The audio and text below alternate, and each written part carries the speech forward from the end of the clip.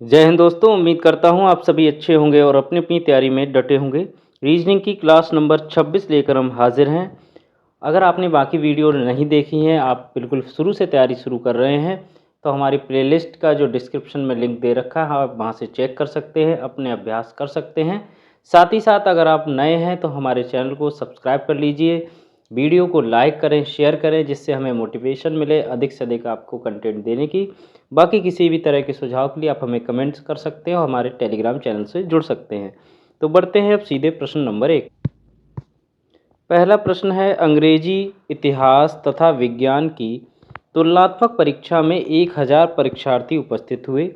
अलग अलग परीक्षाओं में असफल परीक्षार्थियों की संख्या वेन आरेख द्वारा दी गई है। किन्हीं दो विषयों में असफल परीक्षार्थियों का प्रतिशत कितना होगा।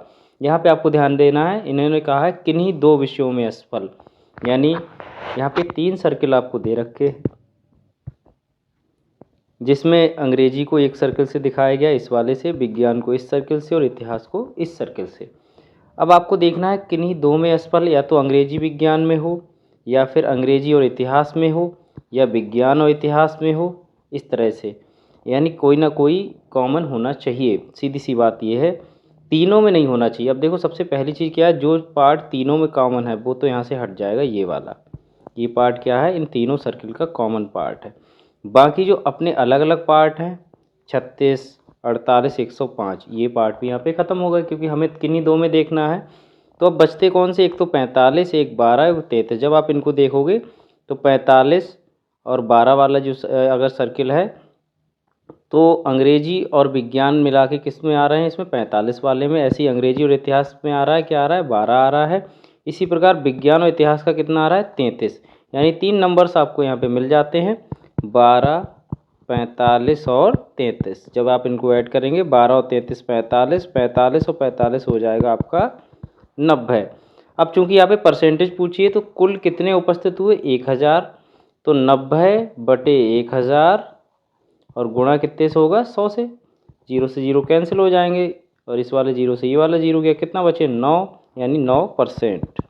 तो इस प्रश्न का सही आंसर ऑप्शन नंबर 3, 9%। बढ़ते हैं अगले प्रश्न पर। प्रश्न नंबर 2 है, निम्नलिखित आरेख में आयत, वर्ग, वृत्त और त्रिभुज क्रमशः गेहूं, चना, बाजरा और चावल की उपज वाले क्षेत्र को दर्शाते हैं। कौन सा क्षेत्र चारों फसलों की उपज वाला क्षेत्र है। पहले समझ लीजिए, देखिए यहाँ पे आयत जो है, आयत किसको कर रहा है, गेहूं को, यानी ये जो है ये गेहूं को रिप्रेजेंट कर रहा है। इसके अलावा वर्ग जो है चना के लिए, ये वर्ग है ये चना के लिए। साथ ही साथ आपका वृत्त है, वृत्त ये सर्किल जो है ये आपका कर रहा है बाजरा के लिए, और ट्रायंगल जो है वो चावल के लिए, ये जो ट्रायंगल है वो चावल के लिए, ठीक है। अब ये कह रहे हैं कि चारों फसलों की उपज वाला ऐसा कौन सा क्षेत्र है जिसमें बाजरा भी हो, गेहूं भी हो, चना भी हो, चावल, यानी चारों चीज़ों के कॉमन एरिया आपको देखना है, चारों फिगर्स के। अब देखिए ये जो यहाँ से अगर आप देखोगे ट्रायंगल यहाँ आ रहा है, और ये वाला आपका देखिए यहाँ पे रेक्टेंगल आ रहा है। सर्किल तो है ही है, ये सारी चीज़ें सर्किल बने, विशेषकर आपको क्या देखनी, ट्रायंगल, ट्रायंगल के साथ ये रेक्टेंगल आ रहा है।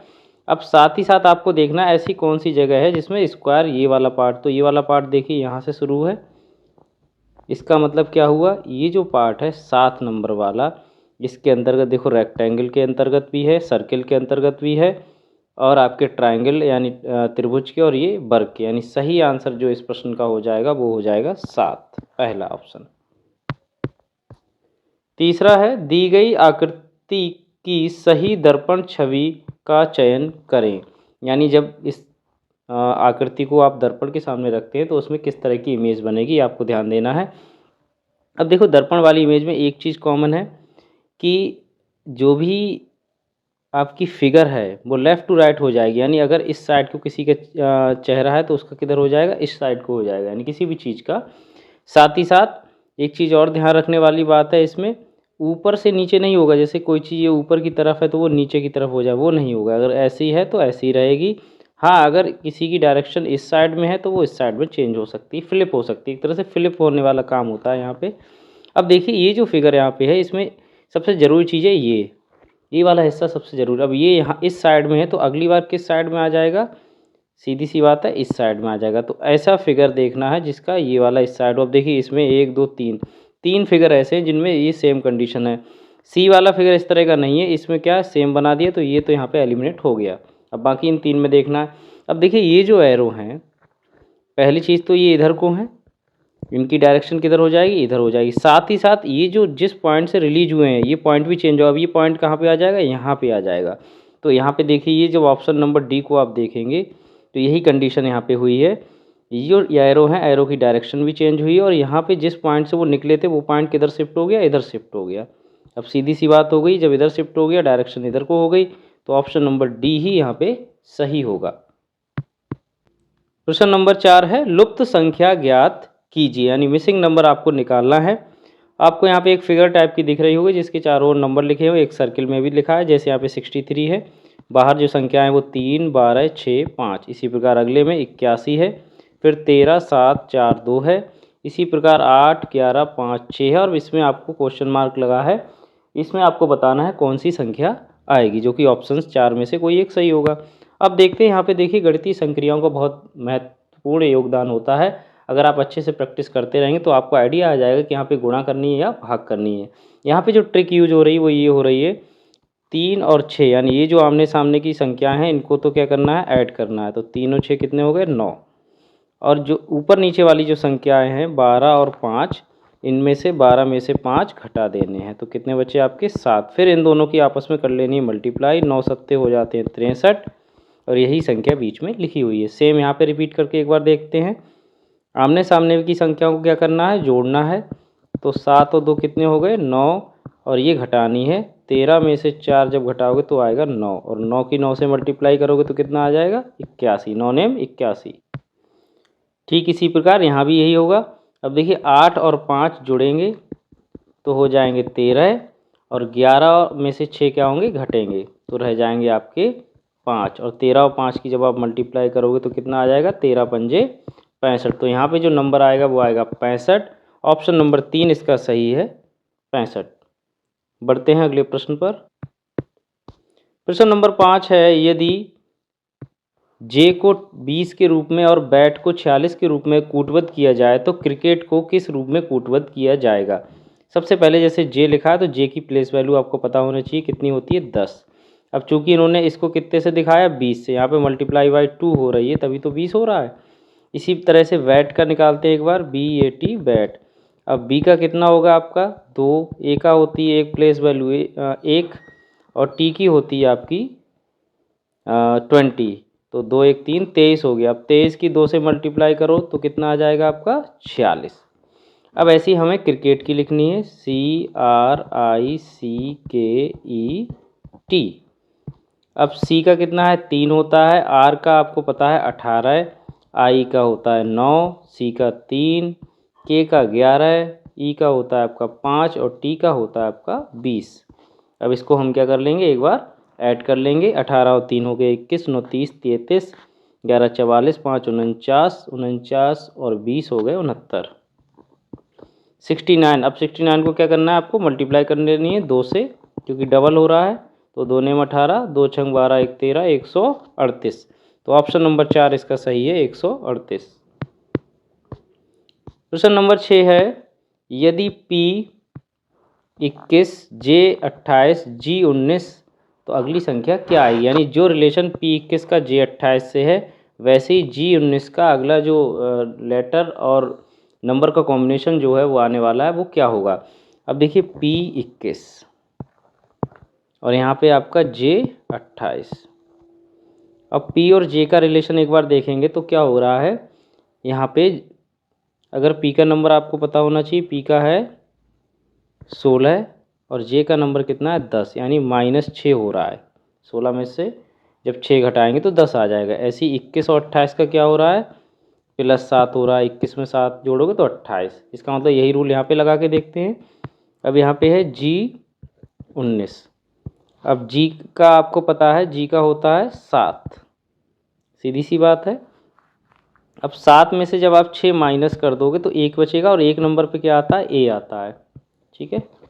इसी तरह 19। अब 19 में क्या करने हैं, 7 आपको जोड़ देने हैं। 19 और 7 कितने हो गए यहाँ पे, 26। तो A26 इसका सही आंसर है, जो कि ऑप्शन नंबर 1 में लिखा हुआ है।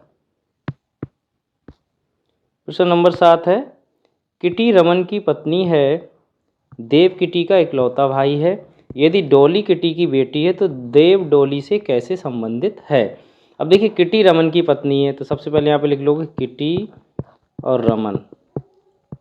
किटी के ऊपर नेगेटिव और रमन के नीचे पॉजिटिव, ठीक है। देव किटी का इकलौता भाई है। अब किटी का इकलौता भाई यहाँ पे क्या आ जाएगा, देव। इसके ऊपर आप पॉजिटिव लगाएंगे, ठीक है। डॉली किटी की बेटी है, यहाँ पे इसकी बेटी कौन है, डॉली, नेगेटिव आ गया। तो देव डॉली से कैसे संबंधित है, यानी आपको इसका और इसका रिलेशन बताना है। तो सिंपल सी बात होगी, तो ये इसका कौन हो गया, यानी मम्मी का भाई क्या होता है, मामा। तो सही आंसर हो गया ऑप्शन नंबर 3, मामा। प्रश्न नंबर 8 है, अफगानिस्तान, काबुल, संयुक्त राज्य America, Paris, London, Washington DC या कैलिफोर्निया। अब देखिए यहाँ पे सिंपल सी बात है, अफगानिस्तान की जो राजधानी है वो काबुल है। तो संयुक्त राज्य अमेरिका की राजधानी क्या है, वाशिंगटन डीसी। ऑप्शन नंबर 3 इसका सही। प्रश्न नंबर 9 है, मैराथन दौड़ सोनेट। जिस प्रकार मैराथन किससे रिलेटेड है, दौड़ से, वैसे ही सोनेट किससे रिलेटेड है, कहानी से, कविता से, नाटक से, इनमें से कोई नहीं। तो सोनेट जो है कविता से रिलेटेड है। ऑप्शन नंबर 2 इसका सही है, क्योंकि ये 14 लाइनों की यानी पंक्तियों की कविता होती है, जिसको लघु गीत या छोटा गीत भी कहते हैं। प्रश्न नंबर 10 है, नीचे दी गई अक्षर संख्या के युग्मों में से संख्याओं के ऐसे युग्म का चयन करें जिसके आधार पर यदि अक्षरों को व्यवस्थित किया जाए तो एक महत्वपूर्ण शब्द का निर्माण हो सके। कुल मिला के सीधी सीधी बात है, ये जो अक्षर आपको दिए RACET, ठीक है, इनके नीचे नंबर्स भी दे रखे हैं। आपको इस तरह इनको घुमा फिरा के करना है कि नया सार्थक शब्द बन जाए। अब देखिए RACET, रेसिट कोई वर्ड नहीं है, तो हमें नया शब्द क्या बन सकता है इससे, तो बन सकता है ट्रेस, TRACE। तो टी कितने नंबर पे, 5 नंबर पे, आर कितने नंबर पे, 1 नंबर पे, ए कितने नंबर पे है, 2 पर, और सी 3 पर, और ई है 4 पे। तो 5, 1, 2, 3, 4, यही ऑप्शन आपका सही होगा। ऑप्शन नंबर तीसरा, 5, 1, 2, 3, 4। प्रश्न नंबर 11 है, उस विकल्प आकृति का चयन कीजिए जिसमें दी गई आकृति उसके भाग के रूप में अंतर्निहित है। कहने का मतलब है जो आकृति है वो उसके अंदर फिट हो जानी चाहिए उन आकृतियों में से कहीं ना कहीं। अब देखिए ये आकृति जो बनी है इसमें ऑप्शंस आपके दे हैं, पहला है, दूसरा, इस तरह के आप इसको स्क्रीन पे देख सकते हैं चारों ऑप्शंस को, और अपना आइडिया लगा सकते हैं आंसर का। आप देखो सिंपल सी बात है, एक तो आपको बिल्कुल 20 से लाइन चाहिए, ये वाली लाइन, जैसे इस तरह से इसमें भी है इसमें भी है, इन दोनों में ऐसी लाइन नहीं है, इसलिए ऑप्शन यहीं पे एलिमिनेट हो गए। अब दूसरी चीज़ ये है कि दोनों में ये लाइन भी, ये भी चाहिए इस तरह से, तो ये यहाँ पे भी है, यहाँ पे भी है, इसमें भी, यहाँ तक तो ये सिंपल सेम है। लेकिन जब आप ध्यान देंगे तो ये चीज़ यहाँ मुड़ी हुई है, तो ये चीज़ यहीं पे मुड़ सकती है, यहाँ पे तो मुड़ नहीं सकती क्योंकि ये तो पूरी लाइन प्लेन है, सीधी चली गई है, कहीं मुड़ी नहीं है। तो इसलिए ऑप्शन नंबर डी इसका सही हो जाता है।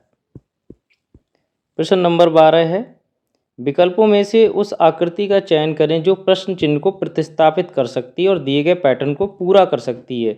मतलब सीधी सी बात है, ये जो फिगर है ये अधूरी है, इसको पूरा करने के लिए इसमें से कौन सी ऑप्शन सही होगा ये आपको देखना। अब देखो यहाँ पे हो क्या रहा है, सिंपल सा एक इस तरह की डिजाइन बन रही है, तो इसी तरह की यहाँ पे आएगी, और जैसी यहाँ है जैसी यही बनेगी।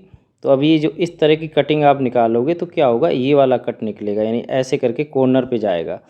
तो ये वाला ऑप्शन जब आप बी देखते हो तो इसी तरह का ऑप्शन है, इधर को जा रहा है और यहाँ पे अंदर से एक वर्क टाइप का कह सकते हैं निकला हुआ है। तो ऑप्शन नंबर बी इसका सही हो जाए। प्रश्न नंबर 13 है, इंदु पूर्व की ओर यात्रा आरंभ करती है और 35 किलोमीटर चलने के बाद दाएं मुड़कर 15 किलोमीटर चलती है, फिर दाएं मुड़कर 15 किलोमीटर चलकर रुक जाती है। जिस बिंदु से वह यात्रा आरंभ करती है उससे उस तक पहुंचने के लिए न्यूनतम कितनी दूरी तय करनी पड़ेगी। देखिए पूर्व पश्चिम उत्तर दक्षिण, कोई डाउट नहीं होना चाहिए, पूर्व पश्चिम उत्तर दक्षिण, ठीक है। अब चूंकि पूरब की तरफ चल रही है तो यहाँ पे हो गए कितने किलोमीटर, 35 किलोमीटर। यहाँ से स्टार्ट कर रही है, पूरब की तरफ चली, ठीक है।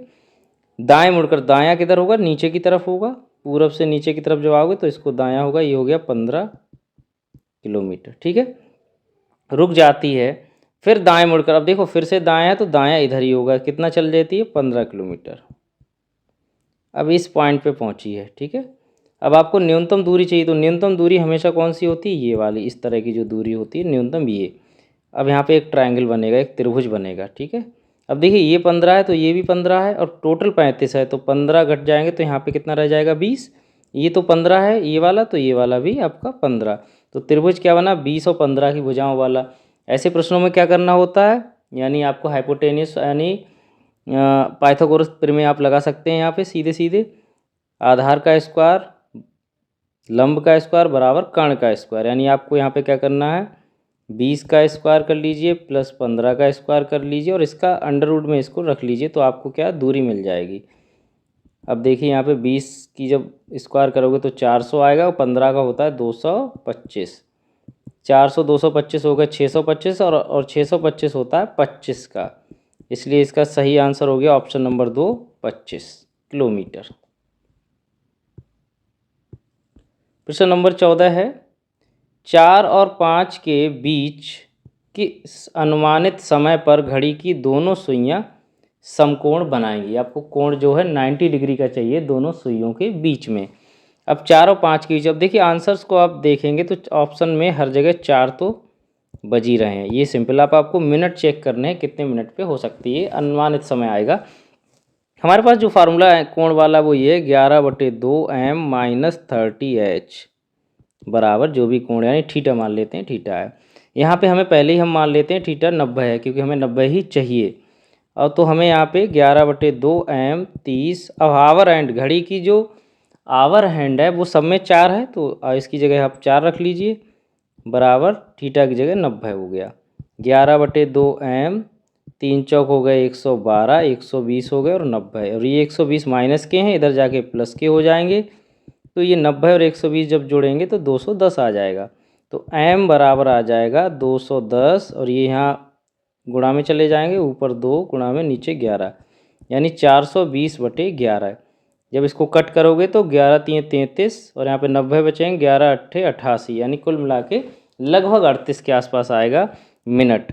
तो समय क्या हो जाएगा आपका, आवर हैंड और मिनट हैंड के हिसाब से आवर हैंड कितने पे है 4 और मिनट का आंसर कितना आया आपका 38। तो 4:38 पर लगभग जो है सुइयां दोनों समकोण बनाएगी। ऑप्शन नंबर 2 बिल्कुल यहाँ पे सही है।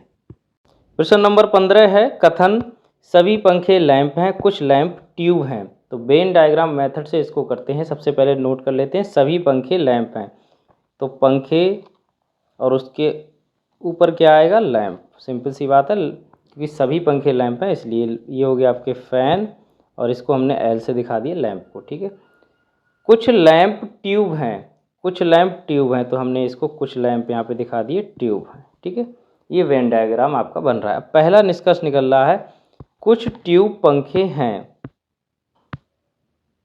अब वेन डायग्राम के हिसाब से जब आप देखेंगे कुछ ट्यूब पंखे हैं, ट्यूब कहाँ पे ये हैं, पंखे कहाँ ये हैं, इनका अभी तो कोई रिलेशन हमें बताया नहीं है, तो ऐसा कहीं नहीं है, तो इसलिए ये हो गया आपका पहला फॉल्स, पहला गलत हो गया निष्कर्ष। सभी पंखों के ट्यूब होने की संभावना है, हाँ ये हो सकता है कि सभी पंखे जो हैं ये सारे ट्यूब होंगे, तभी तो आपके कुछ लैंप ट्यूब होंगे। सिंपल सी बात है, जब ये सर्किल कोई भी सर्किल के अंदर अगर कोई सर्किल बना है तो अगर जैसे मान लो ट्यूब यहाँ है लैंप यहाँ है, तो इसका मतलब क्या होगा कुछ ट्यूब लैंप भी तो हैं, सीधी सी बात है। तो यहाँ पे क्या है संभावना बिल्कुल है, इसलिए ये आपका हो गया सही, करेक्ट हो गया। तो ऑप्शन नंबर 4 सही है, केवल निष्कर्ष सेकंड अनुसरण करता है। आज के लिए बस इतना ही, बहुत बहुत धन्यवाद। बाकी किसी भी तरह के सुझाव, किसी भी तरह की क्वेरी के लिए हमें कमेंट में लिखें, हमारी वीडियोस को लाइक करें, शेयर करें।